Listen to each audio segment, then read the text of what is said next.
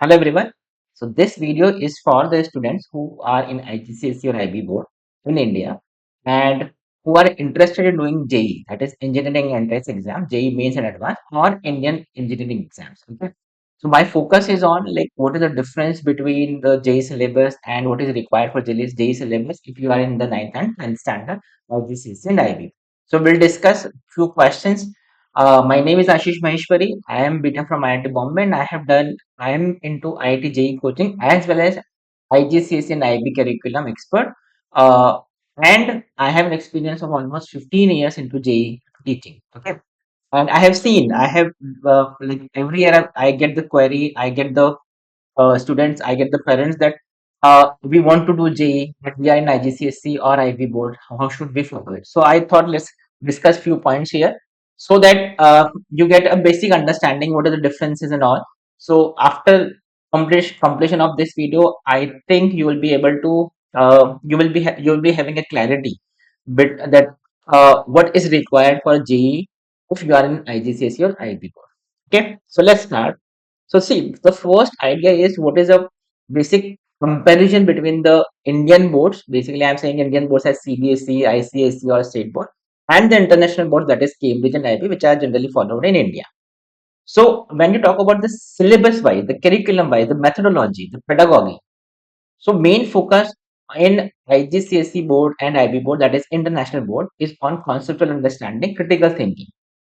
And in general, this is seen that the Indian boards, especially the CBSE and state boards, are more towards rote learning, theoretical understanding. ICSE is generally a balanced approach. So I'm not giving any critical view that CBSE is best or ICSE is the best or IGCSE IB is the best. This is a general conception. Okay.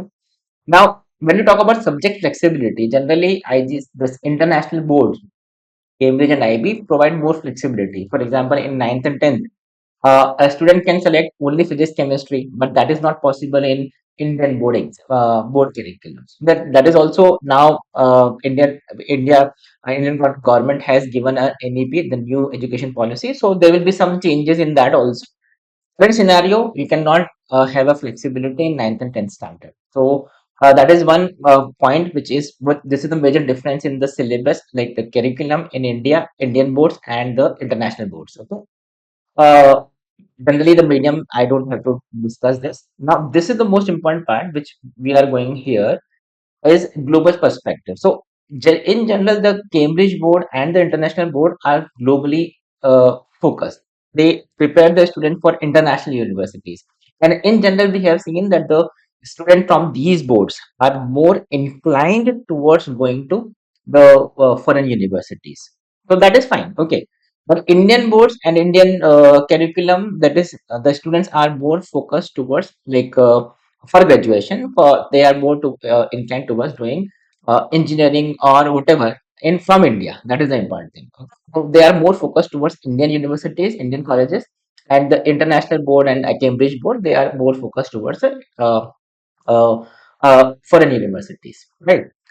Now see, so we can just, this is the general overview that we have, that IGCSE and IB, that is international boards, have global exposure, flexibility, and concept based learning, and they are aiming towards the foreign university. Okay, but the important thing is they are not aligned to Indian competitive exams. So our focus here is how can you do that. Okay, so we'll discuss in this video about these points. And in general, the CBSE and the ICSE, the state boards, the Indian boards, are basically more exam oriented, and you can say they are more Indian beneficial for basically Indian entrance exams and universities. Now see, what are the main advantages and disadvantages of international boards? Okay, so let's discuss this. I'm not discussing what are the advantages and disadvantages of Indian boards, because this video is purely focused on the international boards, the GCSE and IB. Okay, so when you talk about 9th and 10th, I'm discussing this with the point of view that you're a kid or you are in 9th and 10th standard and you want to appear for Indian competitive exams, especially JEE or Indian engineering entrance exams, or you can say NEET also. So my focus is towards my focus is more towards JEE, but you can try to understand from the point of view of you can say NEET also in this sense. Okay, so as such, there is not a major difference in the syllabus of science, that is physics, chemistry, and biology. The only difference is only thing is in general we have seen that CBSE syllabus, that is Indian, I should say Indian board syllabus. Okay, in science have depth coverage. They are covering the concepts in depth, but in international boards, that is Cambridge and IIT, the science syllabus has the topics almost similar topics, but they are not going into that much of details. So that is one difference in terms of syllabus, science syllabus. Now the point here is when you are going from 9th, 10th, basically 10th standard to 11th standard, 10th to 11th standard, and you are opting for example, competitive exams. So in general, the physics, chemistry, and biology, these are taught considering that you don't know anything. So that is why I'm saying there is no major problem as such in terms of science when you are going from 9th standard, 10th standard to 11th standard, from IGCSE to competitive exams basically. Okay, so that is why for science you don't have to worry about, because if you do for like let's say you change, in case you want to change the board from international boards to Indian boards, then science there will not be any difficulty as such in transition from these boards to CBSE or ICSE or state board. That is the first thing in terms of science. Uh, the basic requirement requirement for JEE is covered in the syllabus of IGCSE also in terms of physics chemistry. Okay, there is a problem with mathematics syllabus. I'm not saying this is a problem. There is a gap in the syllabus, and there are huge advantages. And mind you, I'm saying there are huge advantages of IGCSE syllabus in terms of the coverage which are done in 9th and 10th for IGCSE. So now see, this is the most important because many people think that IGCSE syllabus is not at all compatible with the Indian competitive exams. So that is a misconception. I'll tell you what is the difference so that you will be able to understand here. What are the advantages of IGCSE or IB syllabus, that is international syllabus? So I have mentioned few points here. So this is the main differentiator I'll say in terms of syllabus. So see, when you talk about 9th and 10th syllabus from international boards, Cambridge and IB, uh, I'll take some examples. So this is not an exhaustive list, but you see, when you are going in 11th standard, let's say you are selecting 11th standard and you are selecting JEE, you want to prepare for JEE. Now, when you talk about JEE, you need physics, chemistry, and math. Now, see here, when you start with the physics in 11th standard, you need to know some basic things of mathematics. Like, for example, you calculus, that is differentiation, the graphs, the vectors, because that will create the base for physics for 11th standard. Now, CBSE does not teach these concepts in 9th standard or 10th standard. They directly do these concepts in 11th standard, and they face a problem in physics understanding because they don't know the concepts of vectors, and it's difficult initially to grasp the concepts of vectors, calculus, differentiation, or graphs. No, so here the IGCSE, the international board student, have an advantage because they have already done the differentiation, they have already done vectors in details, they have done trigonometry in details, and they have a deep understanding of graphs. So that is, I'll say, this is a very beautiful syllabus in IGCSE, that they have covered so many important topics which are required from transition from 10th standard to 11th standard if you are opting for science. So this is one important advantage, I'll say, for IGCSE and IB student. But there are some disadvantages also. I'll not say disadvantages in that sense, but there is a gap in the syllabus because I'm keeping a point, keeping in mind that you are preparing for JEE. Okay, so the disadvantages are, you can say, in terms of complexity of geometry. So for in 9th and 10th, international boards, international boards, these boards, geometry is generally covered superficially. So we are not going into much details of, we can say, this geometrical topics. That the topics are almost same. The topics are covered. The only thing is the detailed study of geometrical topics is less in IGCSE or IB board, but that is very much in detail in the Indian boards. So that is one difference you have, but it will hardly make a difference in terms of JE, because these concepts are also covered. These geometrical topics are also covered in this international curriculum also. So there is, I'll say, a minute gap in terms of that. Second thing is the algebra. So I have seen that the algebra, which is the one of the most important part of mathematics in general and especially for JE also. So, uh, international students also cover algebra, and the syllabus is almost similar for both the Indian exams and the international exams. But the level of difficulty which I have seen for the questions in the Indian standard curriculums is higher, and that is very important because this is a crucial part of 11th standard, or you can say the competitive exams or the entrance exams. Okay, so this is again a gap here. So for example, if you talk about factorization, so factorization is a topic which is a very easily, like you have the basic questions in the international curriculums, but factorization, the active factorization, the difficult factorizations will be covered in the Indian exams, Indian board exams. So that is a gap here. Okay. Now there is one, again. I'll not say this is a gap or this is a disadvantage, but uh, Indian entrance exams, Indian board exams, like these do not allow the calculator. So I have seen the students from IGCSE and IB board, they face difficulty when they are restricted to use calculator. I am not against using calculator. I am not in favor of calculator. This is like calculator is must, and in future also you have to use calculator. But see, from the point of view of competitive exams in India, we don't use calculators in competitive exams. So this is the problem, and this can be, see, this is not a problem. The only thing is you have to do a little more practice of doing calculations. So this is not, I'll say, in terms of syllabus, this is a disadvantage. The only thing is you are not used to of using you are not used to of doing calculations, but you have to in the competitive exams. So this is one, you can say, challenge which we can. The other thing is, as I said, CBSE, these boards, like Indian boards, are want the student to memorize things.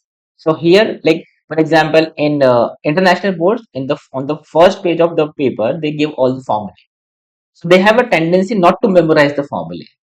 International board students, but in Indian board exams, they expect you to memorize the formulae. So that is again a challenge which I have seen that students face when we have transition from 11th, 9th, 10th standard to 11th standard from IGCSE to the higher levels. So, see, these are advantages, disadvantages as such, but these are not difficult. These are not difficult to handle. But you have very good advantage or edge over the Indian boards in terms of syllabus. And this is a very, very important advantage. I'm telling you, when you go to 11th standard, you will see if you are changing from IGCSE IB, when you are appearing for JEE competitive exams, you will see these topics, how these topics are relevant. Okay. So I'll say you are on the edge. You have an edge here, okay, in terms of syllabus coverage, right? Now, see, there is another question which I have seen. I have many students have asked me this question that can we do ACE and A level, that is 11th and 12th, Cambridge, and this is the name of exam. Basically, this is 11th, 12th exam from Cambridge and IB, ACE A level and IBDB. So, can we do these two, that is 11th, 12th from Cambridge and IB board and JEE together? Now, again, this question is difficult to answer, but see, There are so many factors which you should know while deciding this.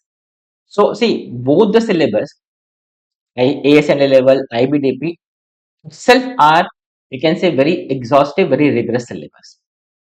And JEE also needs, we can say, a rigorous training.